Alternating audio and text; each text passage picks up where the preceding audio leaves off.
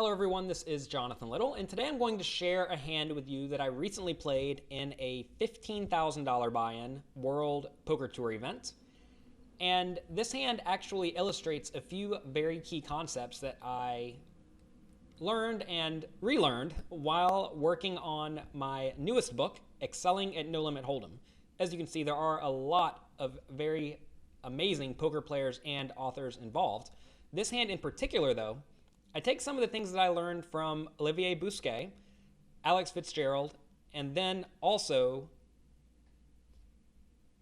Zach Elwood. So let's take a look at the hand.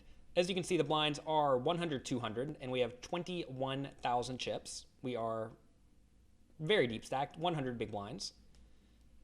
Fold, fold, and I have 9-8 suited. This seems like a pretty standard spot to raise to 600. And I'm perfectly fine with that. I'm raising with a lot of hands in this scenario. And then this player directly to my left re-raises to 1200. And I was fairly certain this player was a satellite qualifier just from the way he was acting and, learning from Zach Elwood, you can very easily tell whenever someone is inexperienced at the table. Also, in Excelling at No Limit Hold'em, Chris Moneymaker discusses how to really pinpoint a player's skill level as well, and that type of information is incredibly valuable. So when he re-raises to 1200, I think this is almost certainly a fairly strong hand. This player has not been out of line at all. He's playing extraordinarily straightforward.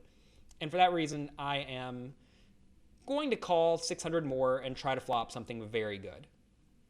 I don't think there's any point in bluffing. I'm not trying to bluff the guy off of ace king or anything like that. So the flop comes queen 8-7, one diamond, and I check. I think my check is very, very normal. I'm checking because if I bet and my opponent raises, I probably need to fold, but I don't really want to fold middle pair plus a backdoor flush draw and a backdoor straight draw. So I'm going to check, and if my opponent bets, I am almost certainly going to call a reasonable bet. If he bets something like 5,000 into the 2,700 chip pot, I would just fold and assume my opponent has aces every time. But whenever he bets 1,500 into the 2,700 chip pot, I think I can easily call. I don't really think there's much for debate there.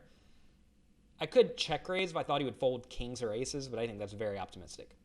So the turn's a 9, which is great. If the turn was not a diamond, a 9, an 8, a 10, or a 6, basically any card that improves my hand significantly, I would have check folded the turn, no problem. And I would assume my opponent has aces or kings, assuming he'd bet again. If he has ace king and he decides to bet again, he'll bluff me off the hand. That's okay. So I'm going to check the turn. And if my opponent bets, I think I'm actually going to check call.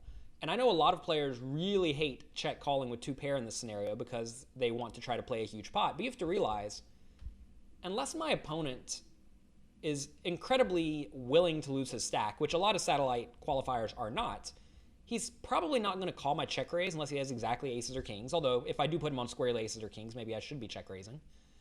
And also, if my opponent does have ace king, which he should have ace king way more than aces and kings, given the way he's played this hand, he's not going to give me any more action. And I really want to get additional action.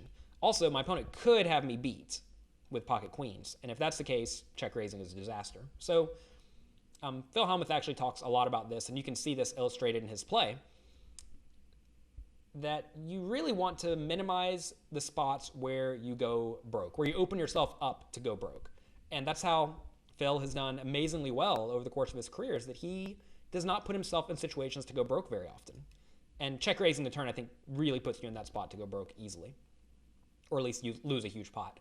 So the river's a king, and this is a great card to go for a check raise.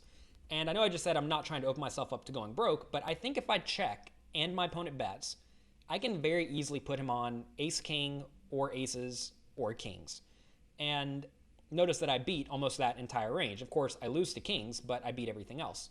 And I do think that if I check and he bets the river, I can realistically check raise and get called by aces, ace king, and maybe even a hand like ace queen if that's somehow in his range. So I check. I suppose it's also worth mentioning, notice my opponent bet 1,500 and 5,700. I think that's fairly weak.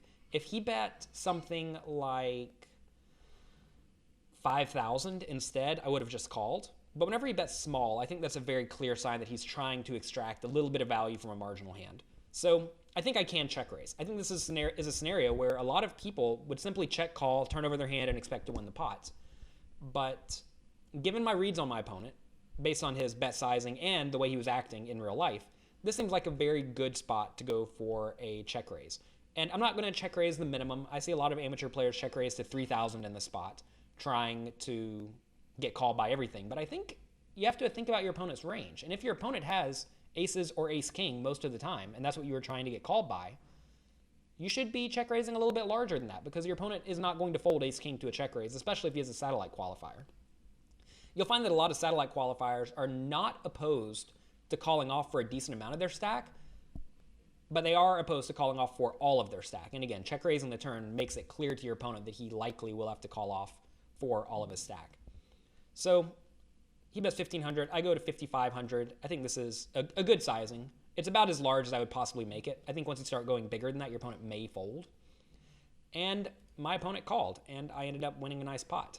So in that hand, I definitely took some things that I learned from numerous players involved in my newest book project, Excelling in No Limit Hold'em. And if you study the book thoroughly, you will be able to extract value like that as well.